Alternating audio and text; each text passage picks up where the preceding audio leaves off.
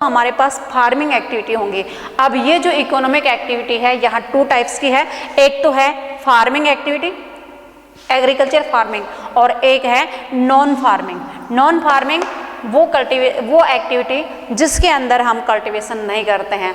तो कल्टीवेशन नहीं करते हैं तो आमतौर पे हमारे विलेजेस में दूसरे काम में जो लगे हुए लोग हैं वो कौन होते हैं? ये तो एक तो डेयरी वाले होते हैं, डेयरी जो इसका मिल्क का कलेक्शन करते हैं।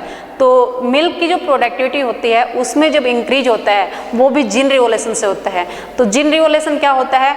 जो हमारे पास नई नस्ल के जो एनिमल्स तैयार होते हैं वो जीन रिवोल्यूशन होते हैं। उसके बाद में उस जीन रिवोल्यूशन से मिल्क की प्रोडक्टिविटी ज़्यादा होती है, तो increasing the milk are called a white revolutions.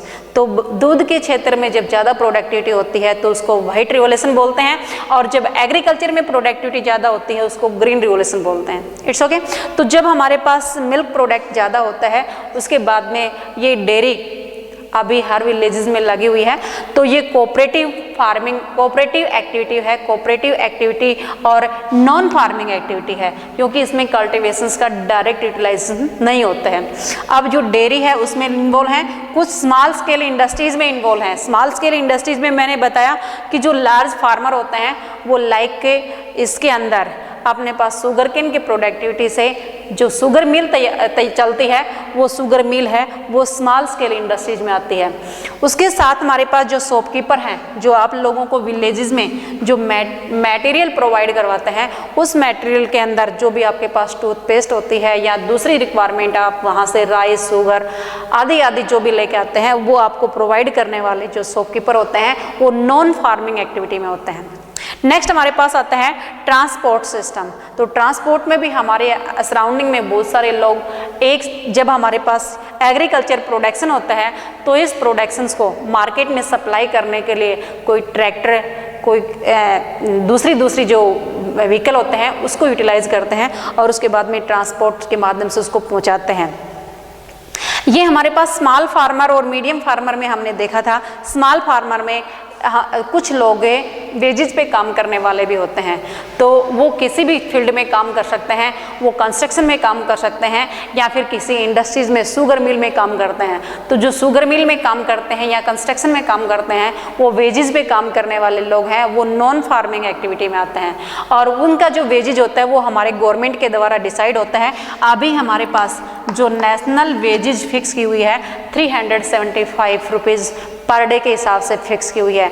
ये हमारी गवर्नमेंट के द्वारा डिसाइड होती है। बट किसी भी एरिया में जब कम उसके पास से लेबर काम करने वाले की लेबर ज़्यादा होती है और उसके पास जॉब नहीं होती है तो वो लोग कम अमाउंट में या कम वेजेस में काम करने के लिए तैयार हो जाते हैं, तो उस टाइम पे उनकी हालात काफ़ी प्रॉब्लम क्रिएट करने वाली होती है।